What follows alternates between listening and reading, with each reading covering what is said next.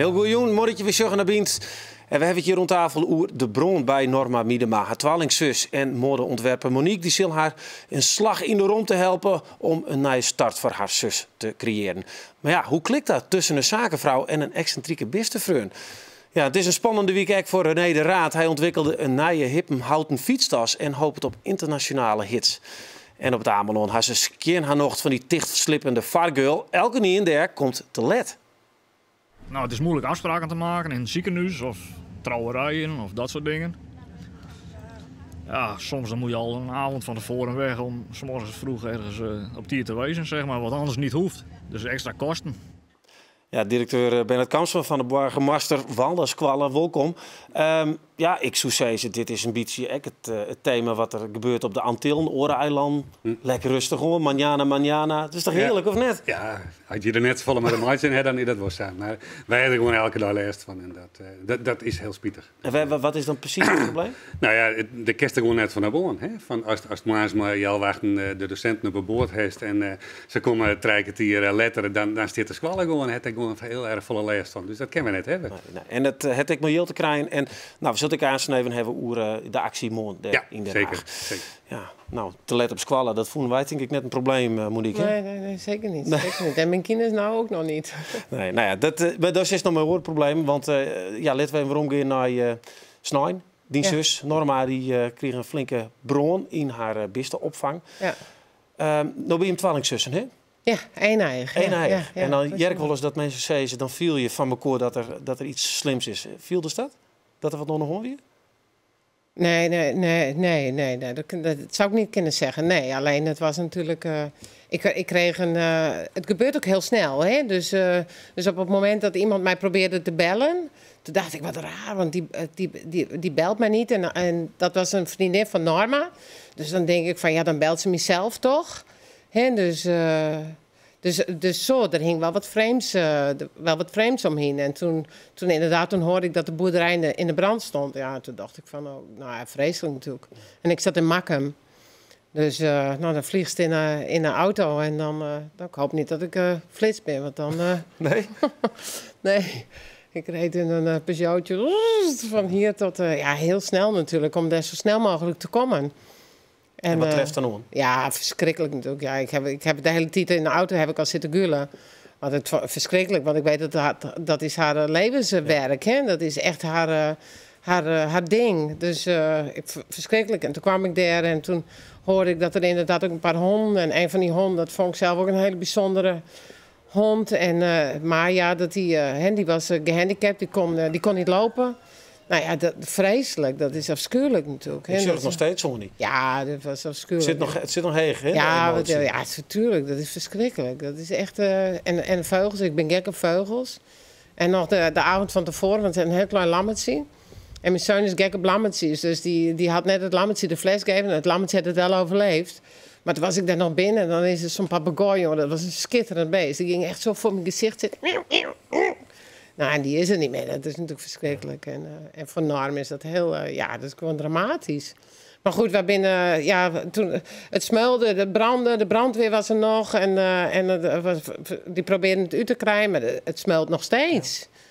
Ja, dus, En ik heb begrepen dat er zelfs nog in de vierwer in haar huis... want het was natuurlijk een hele aparte situatie. Ja, Die hier dus, ze hier een vierwer in haar huis, in haar kamer. Ja, een hele grote vierwer. Ja, ze had een hele grote vierwer in haar kamer, in de slaapkamer. En toen mijn kinderen klaar waren, die zwommen er wel in. Dat was zo groot, hè, moest je dus voorstellen. Dus ik vroeg ook van, en hoe zit het met de vissen? Want ze had hele grote kooikarpers. Nou, hij heeft over zulke grote vissen. En ook, die waren ook tam. Hè? Dan kwam ze met de hand in het water en dan komt... Nou, dus nee, die hebben het niet overleefd. Dat zei de brandweer ook. Dus nou, ik erheen met mijn zoon samen. En de zolder was er opvallen. Dus wij trokken wat stikken. En ik zie daar een kooikarper die bewoog nog. Dus ik raasde zo van, ze leven nog. Nou, ik denk dat we het nog wel 30 levend uit hadden hebben. En het water was zo heet. Wij stonden erin, het was net alsof we in bad zaten. Dus ik weet niet hoe warm het dan is, maar 50 graden, 55, ik weet het niet. Maar dat die beest nog leeft, ongelooflijk. En dan dacht ik dat er eigenlijk wel Want dan vertelt ze me een heel soort passie hoe de bisten is. Dan dacht ik dat er wel wat een verschil wie. Daar bist zakenvrouw, modeontwerpster, Bayoni is van die. Treien Stern heeft winkels. En die zus is toch wat een wereldverbeteraar, wat in een excentrieke vrouw. Ja, maar ben ik ook stiekem hoor. Want we lieken natuurlijk, ons doel is uiteindelijk anders. Hè. Haar doel is echt de beesten. En ik wil graag de vrouwen mooier hebben misschien. Maar ook mijn kleding. Hè. Ik denk aan duurzaam, met vlees eten, bio-industrie. Daar ben ik vreselijk op teugen. En bont gebruik ik niet. Het wordt alleen maar in fabrieken gemaakt, waar ook mensen met een beperking werken. Dus ik ben ook vreselijk duurzaam. Ik ben ook heel erg met mijn vak bezig. Ja, maar als dan juist daar als zakenvrouw, ik bedoel, zij wie denk ik net echt een zakenvrouw, maar dat mag dan wel helemaal opbouwd weer. Hoe kun je nou die zus helpen dan? Ja, nou, wij zijn altijd wat. Ja, zeker. Ik wil haar verschrikkelijk graag helpen. Ja, nou, gewoon altijd wezen en met helpen, met de beslissingen nemen. En inderdaad, ik wil wel eens inzetten om dan het secret te spelen, want ik ben dan net wat harder. Een keer wat duidelijker zeggen wat er gebeuren moet. Er zijn natuurlijk heel veel mensen om haar heen die haar heel graag willen helpen. En ja, tegen sommige dingen daar kijk ik wat zakelijker tegenaan misschien, maar met net zoveel gevoel. En ik denk dat ik in de toekomst, ze krijgt dit wel weer voor elkaar natuurlijk. En daar ga ik natuurlijk ook een actieve rol in spelen. Zeker. Want dat is dan van al die mensen, bekende Nederlanders, Joris Linssen en Lorette Schrijverleeuw, die helpen haar nou met zijn jouw yield. Ze sminkste die het yield doen al. Ja, geweldig. Vertelden ze me al. Ja, geweldig natuurlijk. Hartstikke. Daar kun je ook weer zien dat de hele maatschappij verandert. Hè? Dat is ook het mooie. Want Norma en wij ben ook wel eens afschilderd. En zeker vroeger dat we wat aparter waren en zo. Hè? Dan ben je toch afschilderd als, nou, je hoort er niet echt bij en het is anders. En wat anders is, dat is natuurlijk ook een beetje raar. En dan zie je dat tegenwoordig. Hè? Mensen denken veel meer met hun hart en veel meer met hun gevoel. Dat is dus niet alleen als het om beesten gaat, maar ook als het om kleding in mijn geval gaat. Of om straks om. Mensen kiezen veel meer met gevoel. En dat is natuurlijk fantastisch. En voor haar natuurlijk ook super. Want komt het goed eerst? Ja, 100%. Zie, het kan ook niet anders. Hè? Want als je iets doet, en zo ben we alle twee precies hetzelfde. Als je iets doet, dan doe je het gewoon tot het einde. En er zijn een hele hoop beesten verbrand. En verschrikkelijk. Maar er leven ook nog een hele hoop. Dus ze moet verder. Ja. En ze gaat ook verder. En dat komt wel goed, jazeker. Nou, zeker. Hartstikke bedankt in ieder geval voor die verhaal. En de mensen die het nog helpen willen, die kunnen even naar je Facebook-site gaan. Zit onder in beeld en dan kunnen ze daar heel op starten. Nou, bedankt. We zullen aanstaan even wat leukere dingen hebben. Oer ontwerpen van modellen. Dan kun je wel even nog mooi praten. En we zullen gaan snack nog bij Bient een reportage over het Mienskipgevoel bij theatersportspektakel. Of theatersportzelschap, want ik zei even de Noordsterren. Hoe beleven zij dat? Ja, nou, René. Want René, welkom, mooi is de best. Dank je. Sure. Kist tussen? Jazeker. Dit zijn de fietstassen. Ik weet het, wij als man, ik weet het hoe het met mij zit, Monique. Nee. Je wil je net machine wel, hè? Nee, vooral ik net. Dus ja, dan mag je wat oors betekenen. Ja. En dan kom je in daar uit Frensje, want dan werken ze bij Pak en zo. Ja, klopt. En halverwege kom je maar dit. Ja, sorry. Dit is een houten fietstas. Ja. Nog net hier heffen, denk ik, in Friesland? Nee. Nee? Nee, het is nog helemaal niet. Ja, hij wordt dus hier lanceert. Ja. Het ontwerp, ik zal hem even omheen van. Vertel, want daar is de bedenker hiervan. Ja, ik heb het bedacht. Het komt voort uit de kistjes die we maken voor een grote leverancier in Zwolle. En ja, daar had ik een beetje, genoeg van is een groot woord, maar ik denk, het moet even wat anders. En toen zat ik op een gegeven moment buiten even een bakje koffie te drinken. En er stond daar een fiets met zo'n fietstas die jij net hebt laten zien. Ja, die oude paken. Ja, die oude paken. Ja? Ik denk, dat moet ook van hout kunnen. Dus ik heb de maten wat opgenomen. En dan ben ik gewoon in de werkplaats aan het stoeien gegaan. En op een gegeven moment komt daar een rechthoekige tas uit. En daar zijn we mee naar die groothandel gegaan. Maar daar kwamen we al snel achter dat je dan problemen krijgt met de hak. Ja, daar knal je iets in. Ja, dus dat is niet handig. Dus dan moet je weer naar de werkplaats. En zodoende blijf je aan het stoeien. Ja. En dan is dit het resultaat. Ja. De website is in de loft. Nou, ik vind het wel een leuk ding. Maar even voor de vrouw, hè, want Thomas er dus misschien echt dan wel mooi voor. Is het, de beste ontwerper, is dit wat functioneel? Want hij is wel redelijk zwier, hè? Ja, maar hij is wel zwaar, maar hij hangt achterop, dus het valt wel wat met. Tegenwoordig fietsen ze allemaal met die grote kisten voorop. Dit is natuurlijk veel beter. Ja. Want ik vang geen wien, of weinig. Ja. Nee, ik vind het enig. Ik vind het hartstikke leuk. Want dan komt er een heel proces op gang. Ja. Hè? Want dit is het dus net hè, in Nederland, in de hele Ik wereld heb net. overal nagevraagd en op internet gezocht. Onder het kopje bij Google natuurlijk van houten fietstassen. Niks.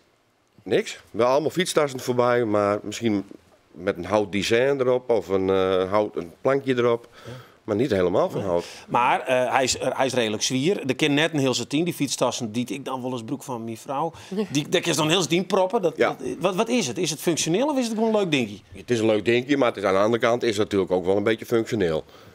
Je moet er niet echt gigantische kilo's boodschappen in doen. Maar je kan het ook wel leuk gebruiken. Op een zondagmiddag gooi je er een stokbroodje in en wat brie en een flesje wijn en 2 glaasjes. En je fietst de hei op met... Is het al gebeurd? Zo is dit hebben? Jawel, ja, ik vind het wel leuk. Ik zou er een andere print op doen. Dat vind ik dan wel Nou, jammer. verschillende... Daar kun je natuurlijk wel wat op vinden. Hè? Ja. Maar ik vind het hartstikke leuk. En ik vind die kisten voorop, dat vind ik echt heel jammer. Dit is natuurlijk wel heel grappig. Ja. Ik vind het heel leuk. En er past een handtas in. De gemiddelde vrouw, haar handtas, die past erin. Er passen wat boodschappen in. Ja. En als grote boodschappen, dan willen we toch in een auto rijden. Dus ik denk dat het wel... ja. En we zien nou beelden trouwens van de werkplaats. Waar het gebeurt. Bij mensen die een afstand hebben van de arbeidsmarkt. Zei Jim dat ze mooi zeiden. Klopt. Maakt het nog extra speciaal dat het er ontwikkeld wordt? En net in ieder geval een flesje fabriek of zo. Ja, in de boetelon. Dat vind ik wel. Ja, die mensen die hebben er echt plezier in om dat te maken. En ze zijn er ook heel erg bij betrokken. En ze denken ook mee. En daar zat voor mij ook de uitdaging om... Kijk, iedereen kan wel zo'n ding maken. In principe is dat niet zo moeilijk. Nou, maar dat was het idee, is het wel hè? je moet het maken, zodat die mensen het kunnen maken. En ja, dan loop je al wat tegen andere facetten aan. Hè? Dus kijk, voor mijzelf is het niet zo'n probleem om zoiets te maken. Maar ja, de mensen moeten het in elkaar zetten. En hoe simpeler, hoe beter. Ja. Maar nou zitten wij hier even wat om tafel. En ja, dan vinden we het leuk. Want ja, we zijn aardig van die. Maar dat moet echt verkocht worden. Ja. En dan is nou naar gruthandels. En die gruthandels die moeten dit echt bij een profiel of wat voor oren fietswinkel krijgen. Klopt. Hoe ligt het er mooi? We hebben dus contacten met een grote afnemers. Waarvoor we die kratjes al maakten. En die willen ze al in hun assortiment opnemen. En wat heeft er dan nog meer nodig om het een succes te litten? Sowieso moeten we het aanvragen of modelbescherming erop doen. Zodat we het toch een beetje in de hand kunnen houden dat het niet iedereen mee aan de haal gaat. De Chinezen die schreeuwen mooi, dat wist ik. Ja, zeker weten. Maar dus laat ze maar komen, dacht ik. En ja, daar ga je een heel proces in om dat te moeten aanvragen. En het is voor ons ook allemaal nieuw. Dus we lopen tegen een heleboel dingen aan. Dus het is, aan de ene kant is het heel erg spannend. Maar ja, aan de andere kant, mijn baas Henk Visser, die heeft er misschien ook nog wel slapeloze nachten van. Oh, dat gaat me een hoop geld kosten. Nou ja. Maar ja, hij wil het risico nemen. En dat houdt dus in, wie A zegt, moet ook B zeggen. En nu gaan we dus stap voor stap het land in met de dingen. Ja, en wat zoet voor die budgetten als bijvoorbeeld een Duitse cruise site van nou, Friesland Boppen, ik zet dit ding op een fiets. En in Amsterdam beginnen in één keer mensen dit hip te vinden. Wat zoet het voor die als ontwerper budgetten? Perfect. Ja, perfect. Ja. Het streelt je ego natuurlijk. Dat ze zo'n tas achterop wil hebben. Ja. Het maakt niet uit of Duitse cruise het is. Nou, we beginnen eerst maar eens in Friesland. En het leuke is, je heb ik even voor u 2 makken van Biend. Klopt. Ja. Deze mooie originele Biend fietstassen. De eerste 2 die je dus winnen kunnen.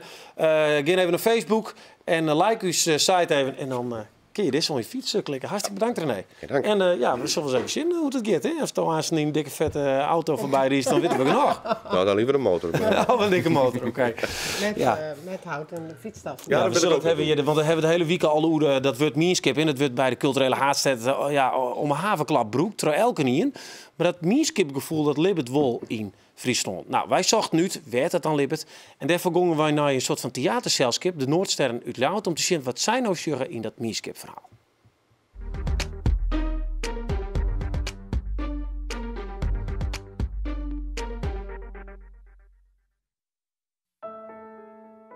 Ja, Mienskip is voor mij dat je over de verschillen heen stapt en kijkt naar datgene wat je verbindt. Dat je kijkt naar wat je gemeen hebt en dat je daar samen voor inzet. Dank jullie wel, veel plezier vanavond.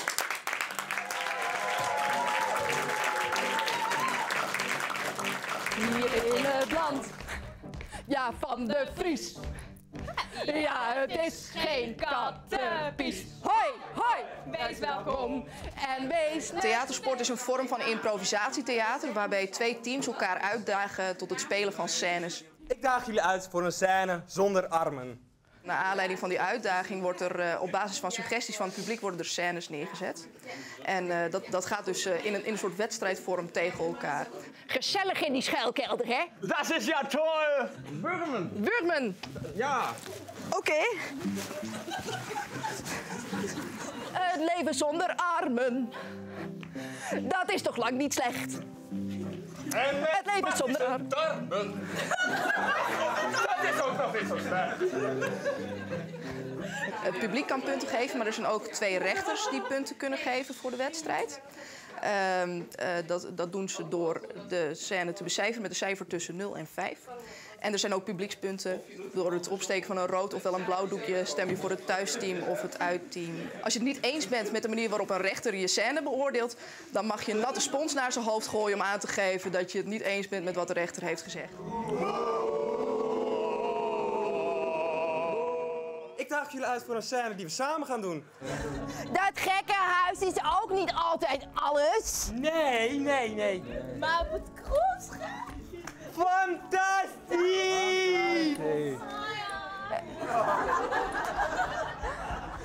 Zeg maar hoi! Zeg maar hoi!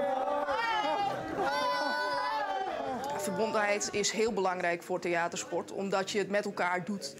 Je krijgt natuurlijk inderdaad de suggestie van het publiek, maar je kan niet in je eentje een scène neerzetten.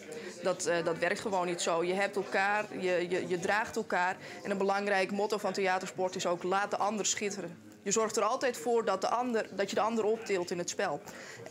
Dus vertrouwen en verbondenheid is in theatersport onmisbaar.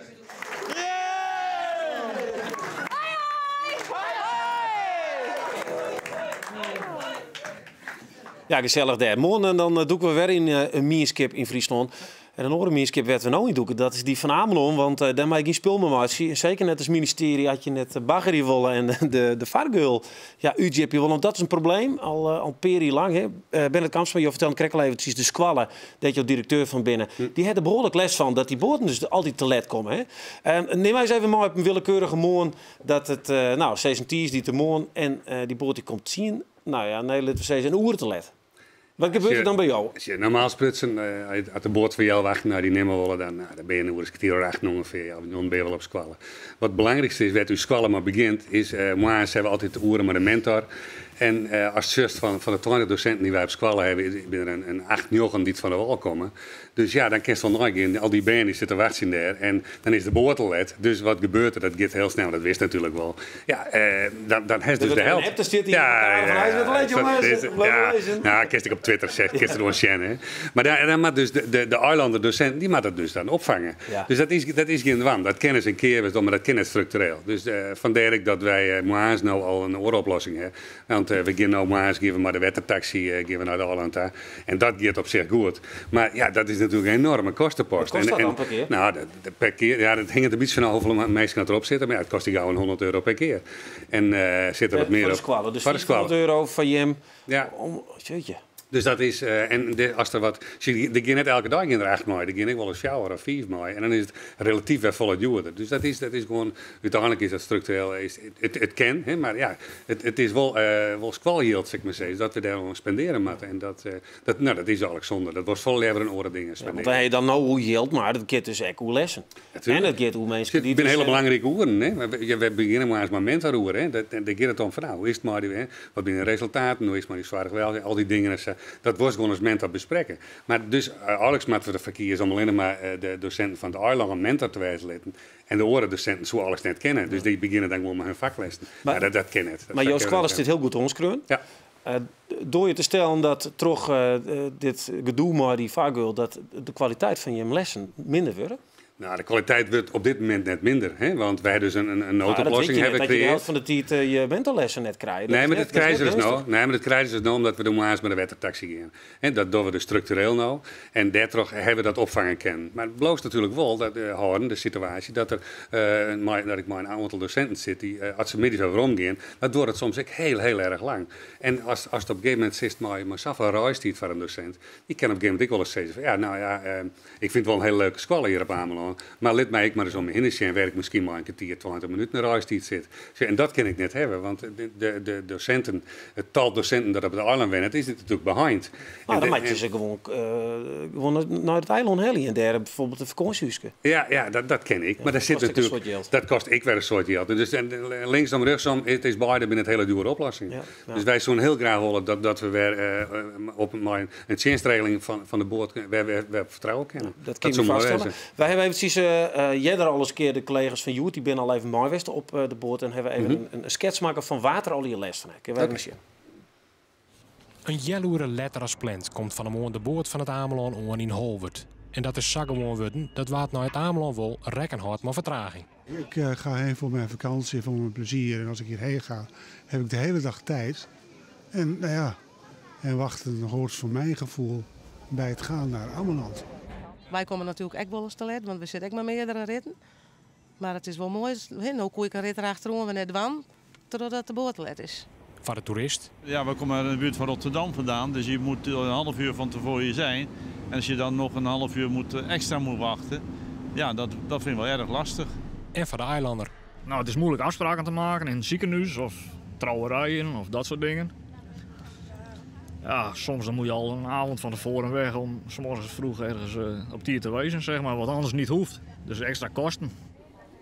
Monique, dat is wat interessant. Dus wat zeuren wij hier eigenlijk in dit loon? Ja. Als we hier beginnen te miepen, te let. Ja, dat vind ik dus bijna een beetje. Want ik denk van, ik heb in landen gewoond waar mensen niet eens een brug is. Want ze met een klein boord zien. Ja, maar dat is heel extreem. Maar dan kun je toch wel vaststellen dat deze man geen les aan kan en dat dat heel vervelend is. Ja, natuurlijk snap ik dat wel. Maar er zijn dus oplossingen voor. En die taxi, nou, dat zou ik een deal met zo'n bedrijf maken. Dat ze wat goedkoper... We hebben een goede deal met Wagenborg gemaakt. Hè? En, dus dat gaat prima. Maar je bent gewoon gefrustreerd door het feit dat... Want kind... de steert er nou op dit stuit wat ontwam, we toch het beter gaat. Kind dat op korte termijn. Ik denk gewoon dat hij vaak ook gewoon volle jipper en volle brede uitbaan gaat worden, maat. Voor de weekend ziet het weg. We zien hem Jelwagen, kwam in een schoolreis geweest in Berlijn. Die hebben het zien hoe we in de bus zitten en toen op de boord. En normaal sprutsen strijken hier. We hadden er oorloeren op zetten, weet je wel. En dan, als dan eens even naar boeten tussen dan het is krijgt er vast transleerd in. Het is net Leon. Maar wie is er verantwoordelijk voor dan? Voor die, Ja, Rijkswettersteed is hier verantwoordelijk voor het bagger in. Want Wagenborg ken je gewoon niks, man. Die ken gewoon net uit ervaren. Nou, we kunnen even bellen met Albert Hoop, want die hebben we nou aan de lijn. Dat is de burgemeester van het Ameland. Goeie Hoop. Ja, goeiedag. Ja, jou zullen morgen met 2 bussen vol met mensen naar Den Haag. Om er eens even flink onder bel te loeken. Nou, dat hebben collega's van Skiel dat aardig slag, vrienden keer. Wat is nou jouw grootste boodschap daar? Nou, het is heel simpel en ik volg ook net even een stukje van jullie discussie. Kijk, naar Ameland, daar loopt gewoon een weg. Ameland is openbaar Nederland. Daar wonen gewoon normale Nederlanders die ook gewoon belasting betalen. En naar Ameland loopt een vaarweg. En dat is niet anders dan de vaarweg die naar Terschelling loopt. Nou, de vaarweg die naar Terschelling loopt, die wordt volgens zogenaamde PIANC-normen, dat zijn de Europese normen die bepalen hoe grote schepen erdoor kunnen gaan enzovoort, wordt het opengehouden. En bij Ameland is het niet zo. Dus de geul van Ameland is te smal en te ondiep. Maar wij hebben naar Ameland varen 2 grote schepen die meer passagiers naar Ameland brengen dan dat er naar Terschelling worden gebracht. Dus waarom worden Amelanders anders behandeld dan Terschellingers? Maar wat is nou mooi op boodschap? Wat zie je nou echt zeggen daar in die harkzitting? Nou, dat zijn 3 dingen. 1, ik wil dat de minister haar verantwoordelijkheid neemt, of de staatssecretaris in dit geval, over het openhouden van een vaarweg. De wegen in Nederland moeten worden onderhouden. Dat vinden we heel normaal. Nou, een vaarweg naar openbaar Nederland moet je ook onderhouden. Dat is onze enige toegangspoort. Dat is 1. 2, die weg, het onderhouden van die weg, dat moet gewoon kunnen zonder dat je daar voortdurend allerlei natuurwetgeving voor moet bekijken. De weg is een weg en het gebied omheen is een natuurgebied. Dat vinden we ook in de rest van Nederland normaal. Als je nieuw asfalt op een normale weg moet leggen, hoef je ook geen natuurtoets te doen. En 3, de geul kan veel korter. Op dit moment mag er geen ingreep worden gedaan vanwege die natuurwetgeving op het meanderen van de geul. Maar er zijn al lang onderzoeken gedaan dat die geul stukken korter kan, is efficiënter, kost minder baggeren, kost minder dieselstook en de mensen komen ook nog op tijd. Ja, nou, dit is duidelijk. Morgen zullen we daar vers meer van jaren. Even, wit is in Den Haag dat je misschien een beetje te laat komt morgen? Of, Dat was niet de bedoeling. Wie weet gebeurt dat. Ik zoom er even bij. Nou, in ieder geval succes. Hebben ruim de tijd genomen. Ja, succes okay. Demon. Ja, nou, de burgemeester is helder. Je kunt denk ik net doorwezen als je erachter staat. Hè? Ja, absoluut. Okay. Ja. Alle krachten maar verzamel je. Dat Riek Zetters het uitzoeken van het feit dat het inderdaad oorsmaat. En dat zou voor iedereen beter zijn. Okay. Nou, voor de band op Squallen die kunnen dan in ieder geval. Maar op 10 uitbeten heb ik geen geluk. Dat gaat altijd terug. Okay. Jongens, hartstikke bedankt voor je verhaal. Ja, dit weekend morgen dan praat ik hier met de Syrische vlechteling Najiri Yanetian. Zij winnen het nou in Snits. Ek in de week dat 600 asielziekers komen. Wat vindt zij nou als Syrische van alle commotie rondom de komst van dat AZC-hinder? Nou, dat jij morgen en voor nou een hele mooie jongen verder.